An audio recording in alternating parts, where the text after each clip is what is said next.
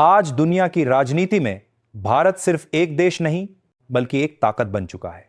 चीन से लेकर अमेरिका तक हर देश की नजर अब भारत पर है। पीएम मोदी का ओमान दौरा, मध्य पूर्व में भारत की बड़ी कूटनीतिक जीत। अगर मैं आपसे कहूं कि भारत अब सिर्फ एशिया की नहीं बल्कि मध्य पूर्व की राजनीति का भी अहम खिलाड़ी बन चुका है, तो क्या आप यकीन करेंगे?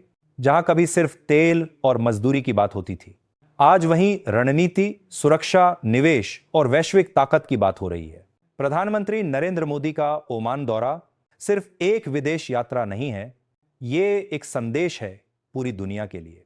भारत अब दोस्ती भी करता है और दिशा भी तय करता है। तो सवाल यह है, ओमान क्यों, मध्य पूर्व क्यों, और इस दौरे से भारत को मिला क्या? आज के इस वीडियो में हम आपको बताएंगे पीएम मोदी के ओमान दौरे की पूरी कहानी, बिना किसी शोर के लेकिन बहुत बड़े असर के साथ। ओमान क्यों है भारत के लिए बेहद अहम? ओमान कोई आम देश नहीं है। ओमान भारत के लिए अरब सागर का गेटवे है।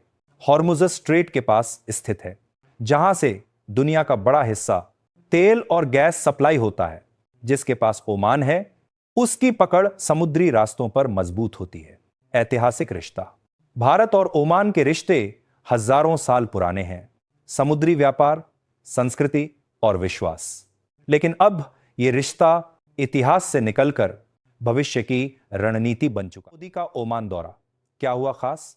पीएम मोदी का स्वागत केवल औपचारिक नहीं था, बल्कि यह संकेत था कि ओमान भारत को विशेष साझेदार मानता है। व्यापार और निवेश, भारत ओमान के बीच ट्रेड बढ़ाने पर सहमति।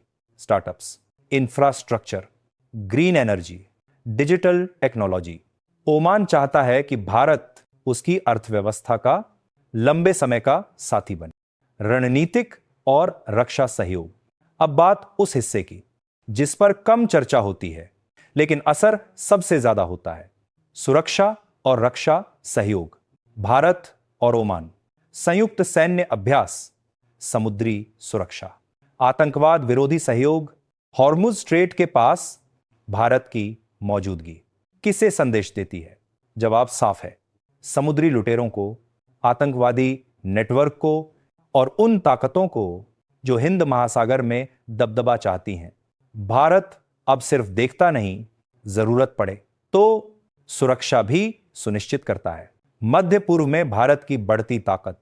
ओमान दौरा अकेली कहानी नहीं है। इससे पहले यूएई, सऊदी अरब, कतर, ईरान, भारत ने पूरे खाड़ी क्षेत्र में एक नई पहचान बनाई है। पहले तेल, रेमिटेंस, मजदूर, अब निवेश, डिफेंस, टेक्नोलॉजी, जियोपॉलिटिक्स। यानी भारत की भूमिका अब इकोनॉमिक पार्टनर से बढ़कर स्ट्रेटेजिक पावर बन चुकी है। चीन और पश्चिम के बीच भारत की संतुलित नीति। अब एक बड़ा सवाल, क्या यह सब चीन को जवाब है? हां, सीधे शब्दों में हां, लेकिन बिना टकराव के।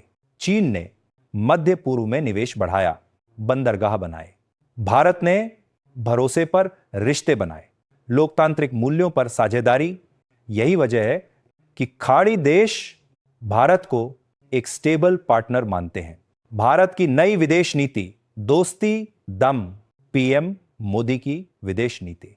एक लाइन में समझिए, ना झुकना, ना उलझना, बस मजबूती से आगे बढ़ना। मजबूती से आगे बढ़ना। भारत रूस से भी दोस्त, अमेरिका से भी, यूरोप से भी और मध्य पूर्व से भी। यही है भारत की असली ताकत, सबके साथ लेकिन अपने शर्तों पर। पीएम मोदी का ओमान दौरा एक फोटो ऑप नहीं था, यह था भारत के बदलते कद का ऐलान। अब भारत मांगने नहीं जाता, भागीदारी तय करने जाता है। और यही वजह है कि आज दुनिया भारत को सिर्फ सुनती नहीं, गंभीरता से लेती है। आप क्या सोचते हैं, क्या भारत की यह मध्य पूर्व नीति देश को और मजबूत बनाएगी?